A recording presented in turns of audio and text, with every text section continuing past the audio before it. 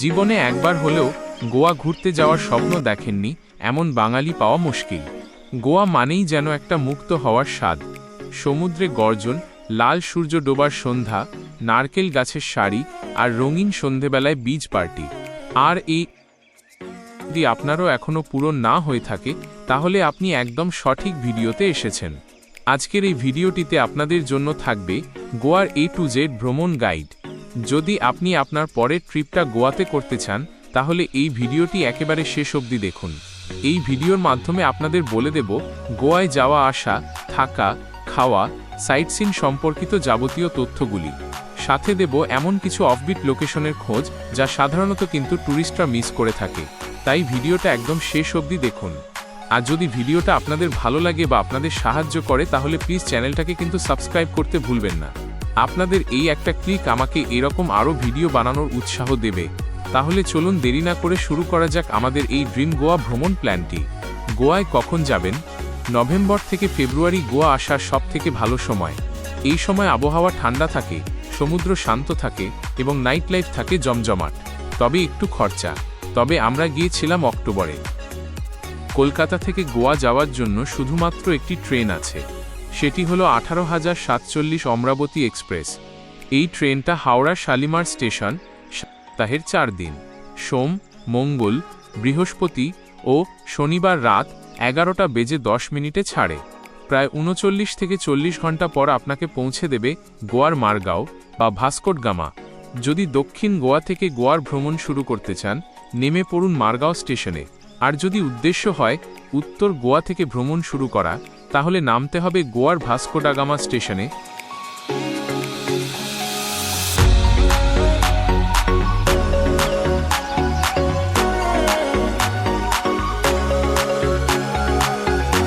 সময় একটু বেশি লাগলেও এই জার্নির মজাই আলাদা। আমরা নেমেছিলাম মারগাঁও। ট্রেনটা কঙ্কন উপকূল ধরে এগোবে। দুপাশের দৃশ্য আপনার মন ভরিয়ে দেবে আর পথে ধরা দেবে দুধসাগর জলপ্রপাতের এক নৈসর্গিক দৃশ্য।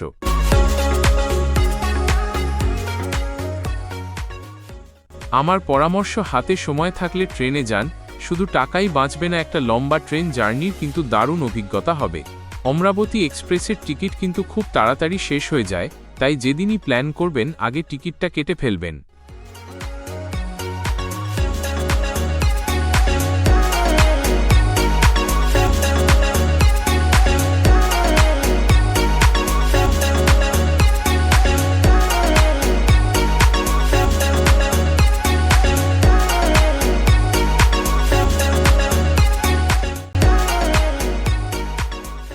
মনে হচ্ছে যেন সাদা মেঘ পাহাড় ভেঙে নেমে আসছে। চারপাশে এত সবুজ, আর মাঝখানে এই সাদা জলের প্রাচীর দৃশ্যটা জাস্ট মন কেড়ে নিচ্ছে। ট্রেনের ঠিক নিচ দিয়ে জলপ্রপাতটা এমনভাবে নেমে যাচ্ছে, এই অনুভূতিটা ভাষায় প্রকাশ করা কঠিন। এই দৃশ্যটা ক্যামেরায় যতটা সুন্দর লাগছে, বাস্তবে তার চেয়েও 1000 গুণ বেশি সুন্দর। যারা গোয়া যাচ্ছ, এই রুটটা কখনোই মিস করো না। ট্রেনটা বেশ কিছুক্ষণ এখানে ধীরে চলে বা অল্প সময়ের জন্য দাঁড়ায়, যাতে সবাই এই স্বর্গীয় দৃশ্যটা উপভোগ করতে পারে। দুধসাগর, আ ট্রুলি আনফরগেটেবল এক্সপিরিয়েন্স। গোয়া যাওয়ার পথের এই অন্যতম সুন্দর অভিজ্ঞতা তোমাদের কেমন লাগলো কমেন্ট করে জানাতে ভুলো না। ভিডিওটা ভালো লাগলে একটা লাইক করো, বন্ধুদের সাথে শেয়ার করো, আর আমাদের চ্যানেলটা সাবস্ক্রাইব করে দিও।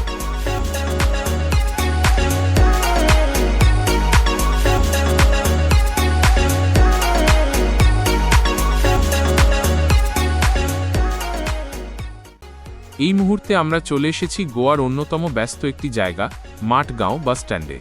দেখতেই পাচ্ছেন বাসস্ট্যান্ড কিন্তু মোটামুটি জমজমাট, কারণ এখানকার পাবলিক ট্রান্সপোর্ট দারুণ। আর আমাদের আজকের ডেস্টিনেশন হলো গোয়ার রাজধানী পানজি। পানজি যাওয়ার বাস কিন্তু খুব সহজেই পাওয়া যায়। বিশ্বাস করুন বা না করুন, প্রতি 5 মিনিট অন্তর অন্তর এখান থেকে বাস ছাড়ে। মানে বাসের জন্য অপেক্ষা করার কোনো ঝামেলাই নেই। এবার আসি সবচেয়ে জরুরি তথ্যে, অর্থাৎ ভাড়ায়। আপনারা এখানে দুটো অপশান পাবেন, এসি ভলভো এবং non AC bus. AC Volvo বাসের ভাড়া মাত্র 40 টাকা, আর নন এসি বাসের ভাড়া 30 টাকা। 40 টাকায় এসি জার্নি, এটাই সেরা ডিল। আপনি যদি এসি বাসের টিকিট কাটতে চান, তাহলে সোজা চলে আসুন 1 নম্বর টিকিট কাউন্টারে। এখান থেকেই এসি বাসের টিকিট পাওয়া যায়। মাঠগাঁও থেকে পানজি যেতে সময় লাগে মাত্র 45 মিনিট। চললাম তাহলে, পাঞ্জিমে পৌঁছে নতুন সব জায়গার আপডেট দেব। আজকের ভিডিও কেমন লাগলো কমেন্ট করে জানাবেন।